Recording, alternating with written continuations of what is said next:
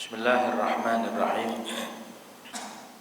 Alhamdulillahirabbil alamin wassalatu wassalamu ala asyrafil anbiya'i wal mursalin sayyidina Muhammadin wa ala alihi wa sahbihi ajma'in. Rabbi shrah li sadri wa yassir li amri wahlul 'uqdatam min lisani yafqahu qawli. Rabbi zidna 'ilman nafi'a warzuqna fahman thaqiba. Allahumma anfa'na bima 'allamtana wa 'allimna alladhi yanfa'una. Subhanaka la ilma lana illa ma 'allamtana innaka antal alimul hakim. Wala hawla wala quwwata illa billahil aliyyil azim. Amma ba'd. Qala al-muallif rahimahullah ta'ala wa nafa'ana bihi wa bi barakati 'ulumihi fid dharain amin. Wat tashahhudul awwalu asyamilu liqu'udihi. Dan sunnah ab'ad berikutnya yaitu adalah tasyahhud awal. Tasyahhud awal pada sholat maghrib, isya, zuhur, asar. Kalau subuh nggak ada tasyahud awalnya. Asyamil liqu'udihi, yang mencakup bagi duduknya. Duduknya juga termasuk sunnah ab'ad. Tasyahudnya sunnah ab'ad, duduknya juga sunnah ab'ad. Wassalatu 'alan nabi sallallahu alaihi wasallam fihi wa qu'uduha, dan membaca sholawat atas Nabi Muhammad SAW pada tasyahud awal dan duduknya juga.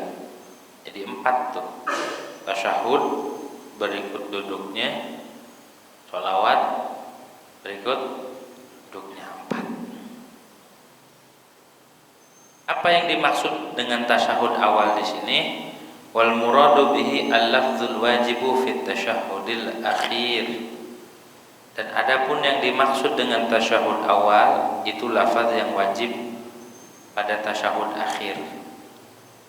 Jadi yang menjadi rukun pada tasyahud akhir, pada tahiyat. Duna ma huwa sunnatun fi, bukan sesuatu yang sunnah pada tasyahud akhir.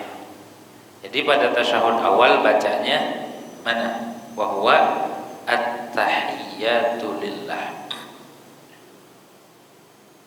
Assalamu alayka ayyuhan nabiyyu wa rahmatullahi wa barakatuh. 2 dulu. Assalamu alayna wa ala ibadillahis salihin. 3. Asyhadu an la ilaha illallah wa anna Muhammadan abduhu wa rasuluhu. 4. Allahumma sholli ala Muhammad. Sampai situ yang dibaca pada tasyahud awal. Di at-tahiyyatu lillah boleh, atau at-tahiyyatul mubarakatus shalawatu thayyibatu lillah. Segala bentuk penghormatan, segala bentuk tata krama itu hanya bagi Allah Subhanahu wa ta'ala. Segala macam penghormatan,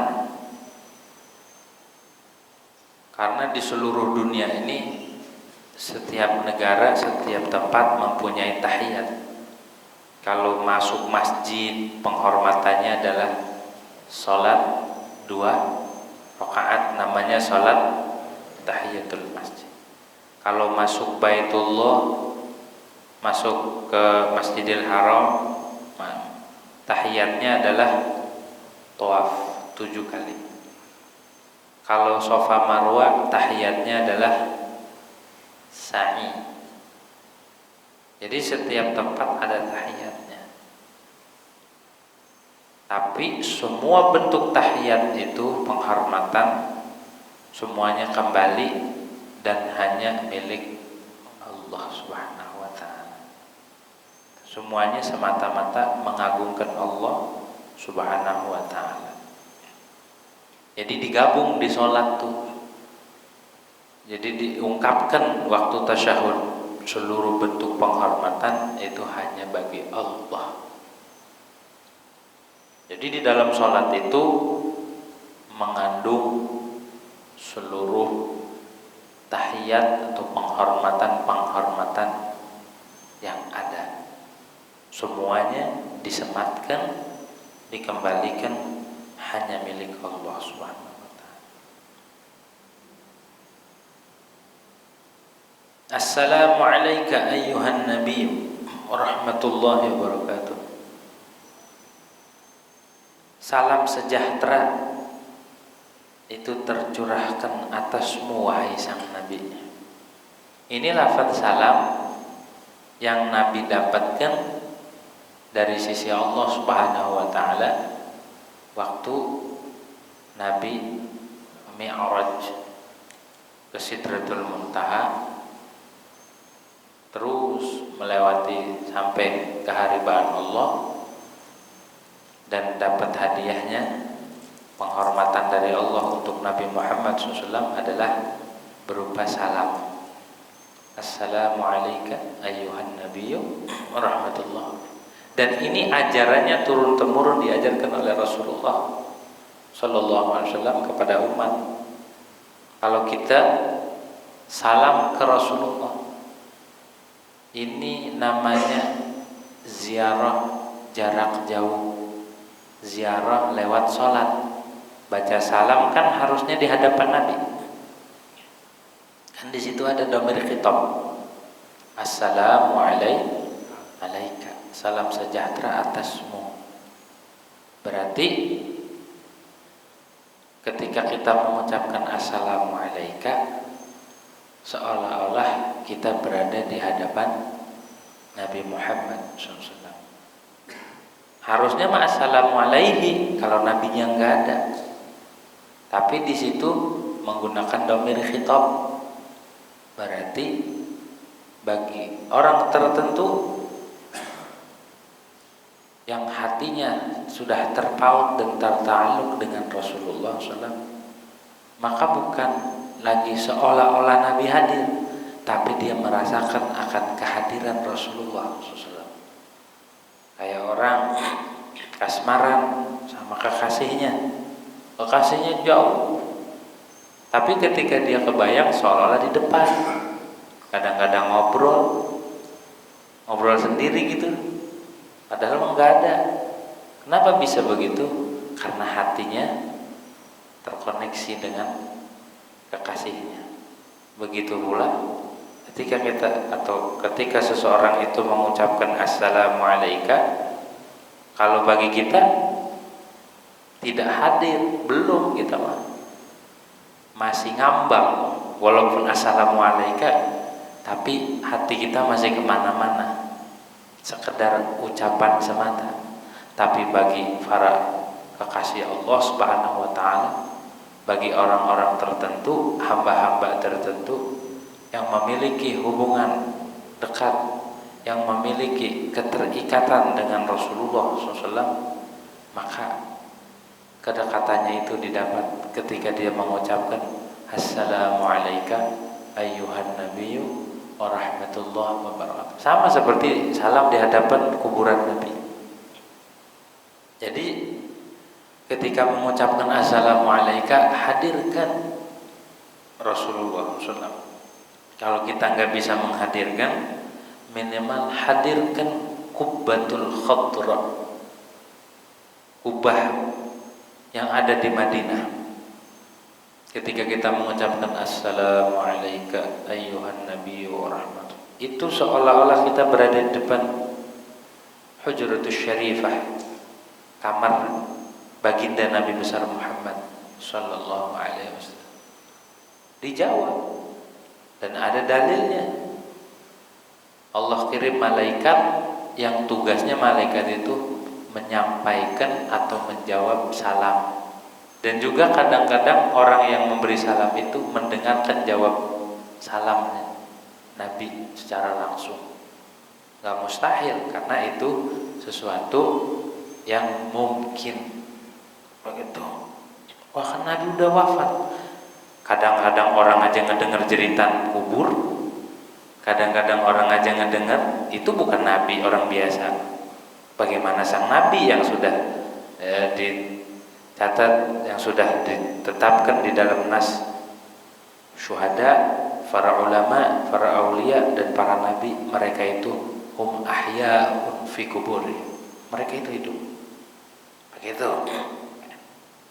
Jadi ketika kita mengucapkan salam di dalam sholat, hadirkan hati kita kepada Rasulullah SAW agar kita mendapatkan kesiapan untuk jawaban salam dari Nabi Muhammad. Walaupun kita nggak mendengar, minimal kita merasakan ketenangan atau merasakan suasana rohani, kedekatan, keakraban hati kita dengan Rasulullah Sallallahu Alaihi Wasallam. Kayak orang mau upacara, ada nggak yang ngacak barisannya orang mau upacara? Ada nggak yang berisik? Ada nggak yang bercanda waktu upacara? Nggak ada. Kata pemimpin upacara, mengheningkan cipta. Itu khusyuk semua. Mendoakan jasa-jasa, mengingat para pahlawan, mendoakan. Kadang sampai ngantuk, kagak bangun lagi saking khusyuknya. Masa kita di dalam sholat kagak bisa kayak gitu? Menghadirkan, minimal ingat jasanya Rasulullah. Apalagi sampai dia menghadirkan akan sosok Nabi Muhammad Sallallahu Alaihi Wasallam. Berarti Nabi itu hadir. Berarti Nabi itu hadir di dalam sendi-sendi kehidupan kita. Jadi kita dituntut untuk bersalam, bahkan di dalam sholat kita dianjurkan mengucapkan salam kepada Rasulullah.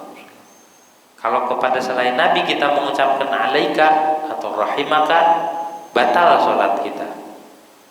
Tapi kalau kita mengkhitob Nabi dengan assalamualaikum, enggak batal sholat kita. Ketika kita mengucapkan assalamualaikum, pakai domir khitab, salam sejahtera atasmu. Begitu, enggak batal. Satu-satunya manusia yang ketika dikhitab dalam sholat enggak batal cuma Nabi Muhammad Sallallahu Alaihi Wasallam. Ya. Jadi perbanyak salam atas Rasulullah. Perbanyak salam walaupun di luar sholat nih. Salam aja sama Nabi. Allah kirim, Allah sampaikan salam kita kepada Rasulullah, kemudian dijawab. Sampaikan nama malaikat, nih si fulan bin fulan baca sholawat, nih si fulan bin fulan baca salam atasmu ya Rasulullah. Dijawab. Apa enggak mau dapat balasan gitu? Kita lagi chattingan atau WA-an sama orang yang dia idam-idam sama kekasihnya, girang banget, kadang kagak kerasa. Gitu. Apalagi kita kirim salam buat Rasulullah, harusnya lebih girang dari itu. Kita kirim salam ke teman kita kirim salam ke orang tua kita kirim salam ke keluarga kita, kirim salam ke kerabat kita, kirim salam ke orang-orang yang kita cintai. Kita girang dan mendapatkan balasan, kita girang, dapat notif. Apalagi jawaban salamnya dari Rasulullah Sallallahu Alaihi Wasallam. Begitu.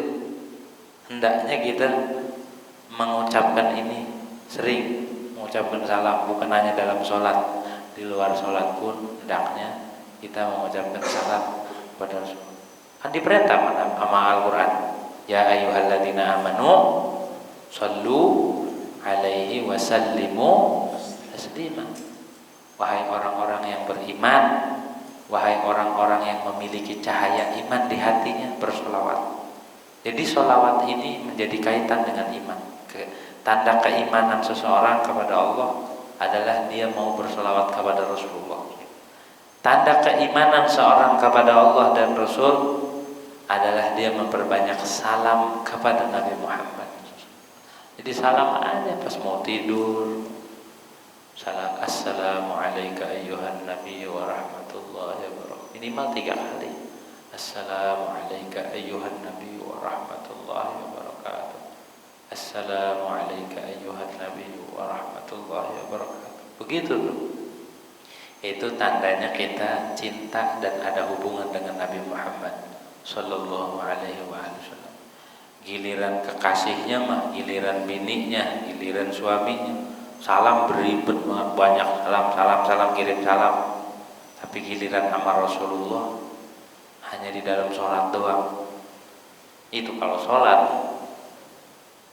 Kalau agak sholat berarti kagak salam sama Rasulullah sama sekali. Begitu ya.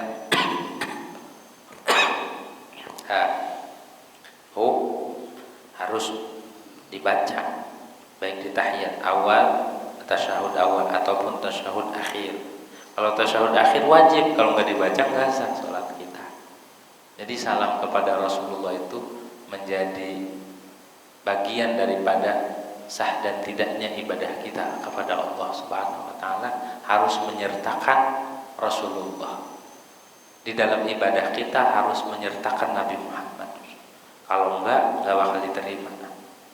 Nabi Adam aja salah, Nabi Adam aja tawasul sama Nabi Muhammad SAW. Tawasul Nabi Adam. Apalagi kita umatnya yang adanya setelah kelahiran Nabi besar Muhammad Sallallahu Alaihi Wasallam. Jangan kalah. Warahmatullahi wabarakatuh, dan rahmat Allah, kasih sayang Allah dan keberkahan Allah mudah-mudahan terlimpahkan atasmu kita. Assalamu alayna wa ala ibadillahi salihin. Salam sejahtera semoga tercurahkan atas kita semua di dalam sholat tuh, dan atas hamba-hamba Allah yang saleh. Bagi-bagi. Jadi di dalam sholat itu Allah ajarkan, Rasulullah ajarkan keakraban, hubungan batin satu sama lain ketika mendoakan saudaranya dengan assalamu alayna wa ala ibadillah sholihin. Itu seolah-olah kita menautkan batin kita satu sama lain, saling mendoakan.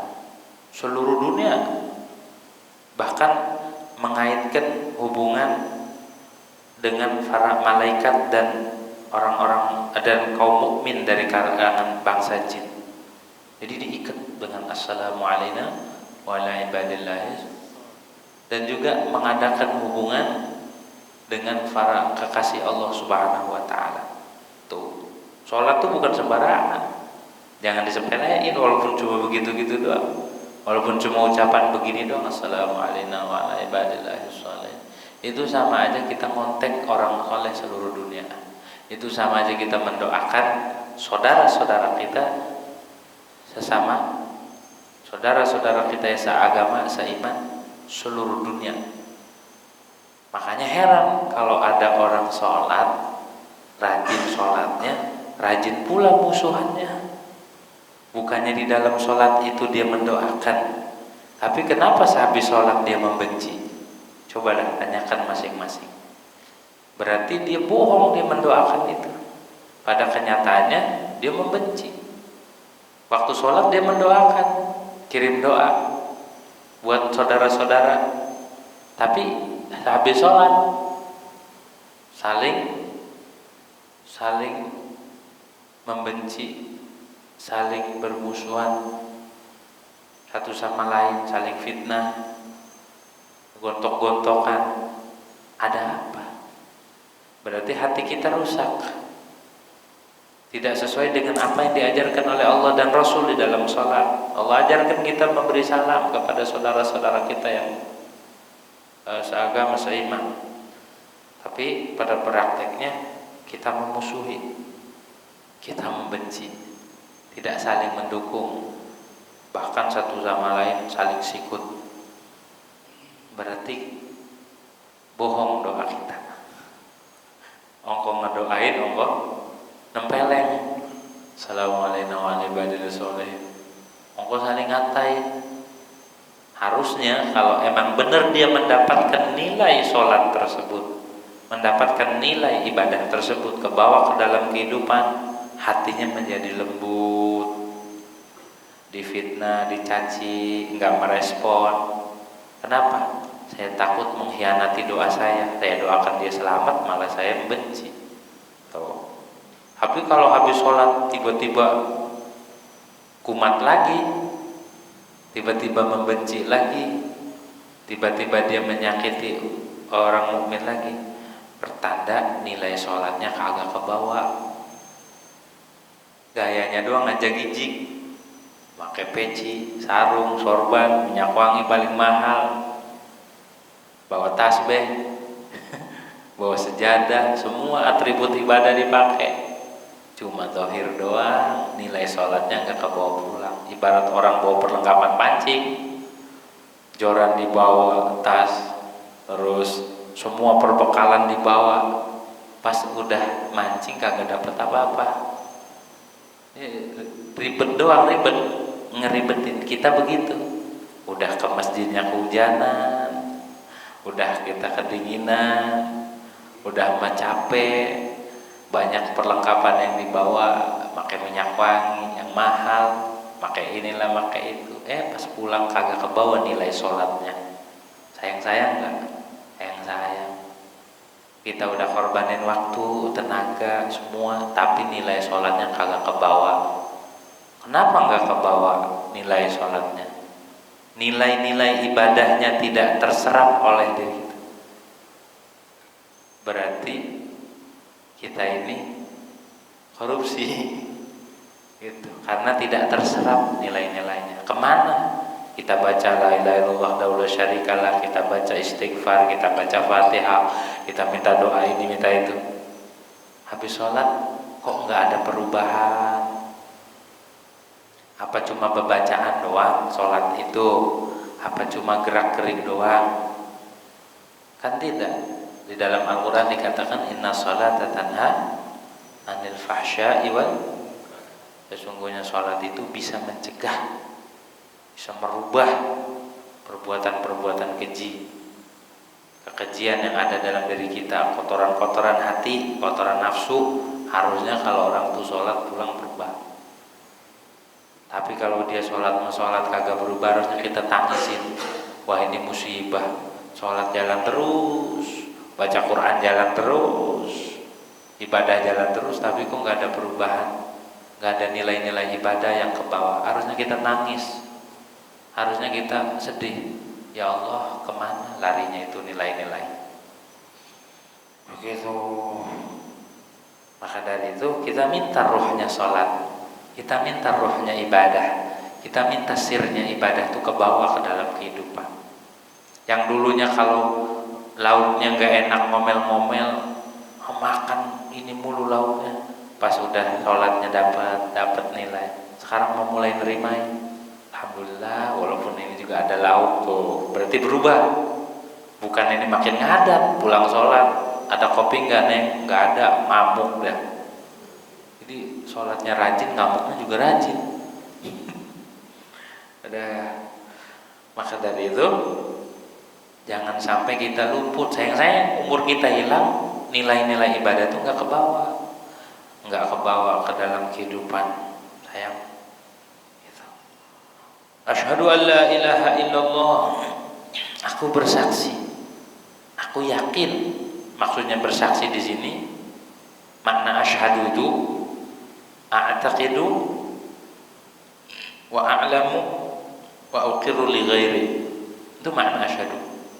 Aku yakin, aku tahu, aku ungkapkan kepada selainku bahwa tidak ada Tuhan kecuali Allah. Itu makna asyhadu. Bukan hanya melihat, bukan hanya bersaksi, tapi dia meyakini bahwa tidak ada Tuhan selain Allah. Benar enggak nih dia bersaksi bahwa tidak ada Tuhan selain Allah? Benar. Ditanya lagi, benar enggak? Yakin enggak ada Tuhan lagi? Yakin. Dites, apakah ketika kita diuji masih ngeluh? Apakah kita ketika mendapatkan musibah masih tidak terima, masih frustasi? Kalau kita masih mengeluh, kalau kita masih murka, kalau kita nggak terima terhadap ketentuan Allah, berarti kesaksian ente, keyakinan ente bohong. Katanya nggak ada Tuhan selain Allah. Sedangkan yang menetapkan segala perkara di alam semesta siapa? Hanya Allah, nggak ada yang lain. Nggak ada Tuhan selain Allah. Berarti nggak ada aturan selain aturan Allah, nggak ada ketetapan selain ketetapan Allah. Tapi kenapa ente nggak redo? Ketika diuji sama Allah, sendalnya hilang, masih marah. Ilmu saja nggak cukup, ibadah saja nggak cukup. Banyak orang yang jago baca kitab, ngajinya rajin, ibadahnya rajin, tapi giliran mendapatkan ujian dari Allah, dia mumet, dia emosi, dia marah, seolah-olah dia nggak terima, seolah-olah ini seharusnya nggak menimpa. Yang terjadi apa? Putus asa, depresi dan lain sebagainya. Mental yang kena. Akibat dia tidak yakin, dia tidak memahami makna la ilaha illallah. Orang kalau mengucapkan la ilaha illallah itu tandanya siap diputuskan, siap dihantam ujian, siap dipatahin, siap dia menderita. Itu makna daripada la ilaha illallah. Siap nggak dianggap, siap dihina, siap diinjak-injak harga dirinya. Kenapa? Karena biar paham betul makna la ilaha. Apa makna la ilaha? Tidak ada Tuhan selain Allah. Kalau dia masih takut, kalau dia masih cemas, kalau dia masih merasa mulia, merasa pengen dihormatin, merasa dirinya harus mendapatkan perhatian, pujian dan lain sebagainya, berarti dia belum mengerti makna la ilaha illallah. Berarti dia masih menyimpan Tuhan-Tuhan kecil di dalam dirinya. La ilaha illallah itu melebur identitas keakuan. Siap dia nggak dianggap, ketika dia punya harapan, harapannya dipatahin sama Allah. Itu makna la ilaha. Ketika doanya nggak diijabah, dia harus nerima. Oh iya, yang ijabah kan Allah. Kalaulah dia setiap doa diijabah, maka dia akhirnya bangga. Dia merasa, tuh lihat doa gua hebat kan. Berarti dia belum menyerap makna la ilaha. Masih menganggap dirinya hebat, masih menganggap dirinya mulia, masih menganggap dirinya top. Jadi kalau orang mengucapkan atau mengakui tidak ada Tuhan kecuali Allah, maka seluruh bentuk Tuhan atau yang dianggap Tuhan ataupun yang dipertuhankan atau Tuhan-Tuhan kecil yang dianggap mulia, yang dianggap besar, dihancurkan dengan la ilaha illallah. Ketika harapan kita dipatahin, ketika kita tidak mendapatkan apa yang kita inginkan, ketika kita diuji, dihina, diinjak, difitnah dan tidak dihargai oleh makhluk, itulah sebenarnya makna la ilaha illallah. Biar kita tidak berpegang dengan makhluk, biar kita tidak mengandalkan diri kita, biar kita tidak menganggap diri kita mulia. Oh, begitu. Kadang-kadang seorang suami menginginkan istrinya patuh, istrinya nurut, istrinya begini, tapi ada aja entah ngelawan, entah begini, entah begitu, ribut, cekcok. Jangan khawatir. Itulah makna la ilaha illallah, agar sang suami tidak memuliakan, tidak membesar-besarkan selain Allah Subhanahu wa taala. Pengennya makan menjaga, merawat, mengidam, ternyata nggak bisa didamanin, nggak bisa diini. Agar tauhid kita fokus bahwa yang layak dibesarkan, dimuliakan hanya Allah, yang layak diharapkan hanya Allah. Jadi ujian yang menimpa kita, itulah makna la ilaha illallah. Itulah makna kita mengucapkan asyhadu an la ilaha illallah. Jadi nerima, sendal hilang, alhamdulillah, berarti mau diganti, mau nerima. Coba kalau nggak terima, dicari sampai subuh, ayo pulang bang, gak mau, gak ngerti saya, sendal saya hilang, belinya mahal, begitu, gak terima. Akhirnya apa? Gara-gara sendal dia pusing, makan malam ketinggalan, tidur nggak nyenyak, gara-gara kagak terima. Ini contoh kecil, bukan hanya sendal. Apapun yang menimpa kita, kalau kita benar-benar mengucapkan asyhadu an la ilaha illallah, terimain, nerima. Kenapa? Karena kalau kita ngelawan, tidak terima, yang ada stres, pusing. Ongko itu akan terjadi dan tetap terjadi, tapi batin kita nggak nerima, yang ada kontra. orang stres, gila, depresi dan lain sebagainya lantaran tidak terima dengan ketetapan Allah. Kalau orang nerima mah apapun yang masalahnya, ujiannya sebesar apapun, kalau hatinya dia nerima, ridho, lapang dada, raditu billahi rabba wa bil islami dina wa bi muhammadin nabi, maka ujian itu kerasa ringan, enteng. Baru paham kan kita mengucapkan la ilaha illallah itu bukan hanya sekadar ucapan, bukan hanya sekadar keyakinan, tapi menjadi praktek bahwa la ilaha illallah itu melebur segala sesuatu selain Allah, melebur segala harapan selain Allah. Jadi dipatahin hidupnya, dibikin belangsak, dibikin susah, dibikin dia gak berdaya. Itulah makna la ilaha illallah sejatinya. Biar kita tidak menganggap ada Tuhan selain Allah, ada yang diharapkan, ada yang dicemaskan. Jadi fokus tujuannya hanya kepada Allah Subhanahu wa ta'ala. Tuh. Jadi bukan hanya mengucapkan doang. Anak kecil juga suruh ngucapin mah bisa. Coba toh ngucapin asyhadu an la ilaha illallah, bisa. Tapi makna sejatinya la ilaha illallah itu membuang segala Tuhan dan yang dianggap Tuhan, bukan hanya Tuhan fisik, tapi segala sesuatu yang dianggap mulia, dianggap besar, yang diharapkan, yang digadang-gadang, dipatahin semua, dilenyapin. Yang ada hanya Allah. Tidak boleh berharap kecuali hanya Allah, kepada Allah. Tidak boleh ada yang ditakutin selain Allah. Tidak ada yang dicemasin selain Allah. Tidak ada yang dimulia-muliakan selain Allah Subhanahu wa ta'ala. Tuh, mana asyhadu an la ilaha illallah sejati begitu. Bukan hanya diucap mah gampang. Tapi bagaimana kita bisa memasang makna la ilaha illallah. Wa anna Muhammadan abduhu wa rasuluh, dan bahwa Nabi Muhammad itu hamba Allah dan utusan Allah. Harus diakui. Kita harus mengakui kerasulan, kenabian, kehambaannya Nabi Muhammad sallallahu alaihi wasallam. Allahumma shalli ala Muhammad, ya Allah limpahkanlah sholawat, sayangilah. Sholawat itu maknanya rahmah. Rahmah itu maknanya kasih sayang. Ya Allah, bersolawatlah Engkau, mudah-mudahan Engkau merahmati atas junjungan kita Nabi besar Muhammad sallallahu alaihi wa alihi wasallam.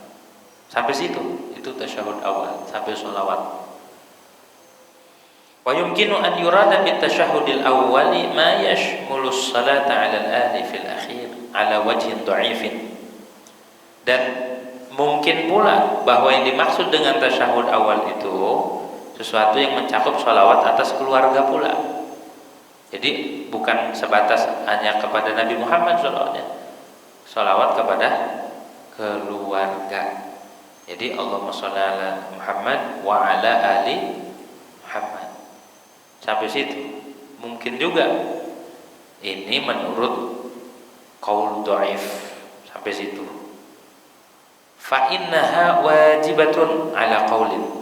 Karena sholawat atas keluarga ini, atas satu pendapat mengatakan itu wajib di tasyahud akhir.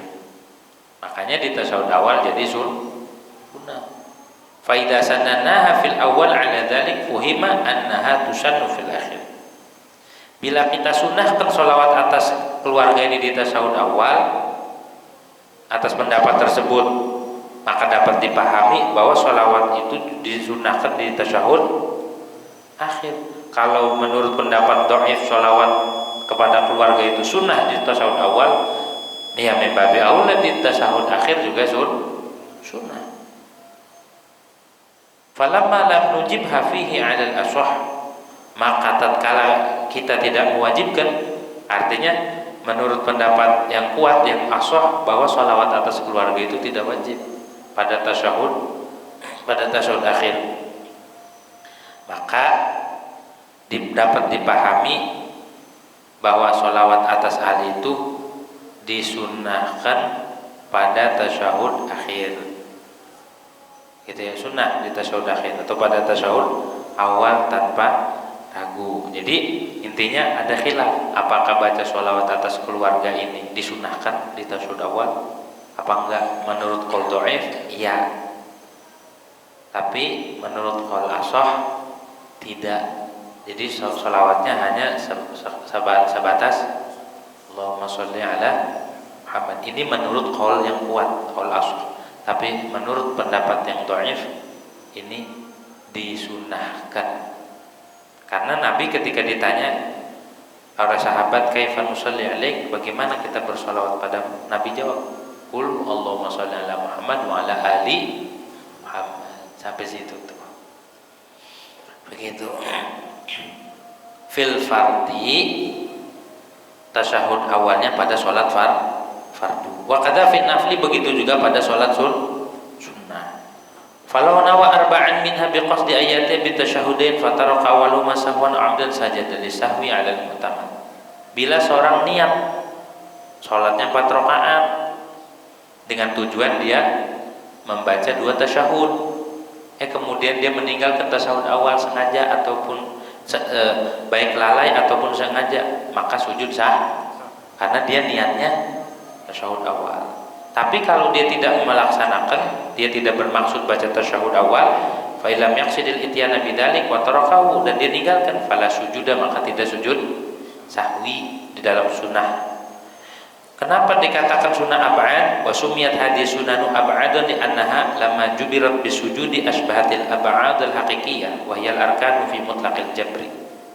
Dinamakan sunnah ab'ad karena sunnah ini tatkala ditambal dengan sujud sahwi, maka dia menyerupai akan bagian-bagian hakiki. Apa itu? Rukun. Sama dengan rukun, karena ketika ditinggal harus ditambal dengan sujud sahwi. Kalau rukun mah harus diganti dengan rukun lagi. Itu makanya dikatakan sunnah ab'ad. Wal hay'atu katsiratun wallahu a'lamu bishawab. Al-Fatihah.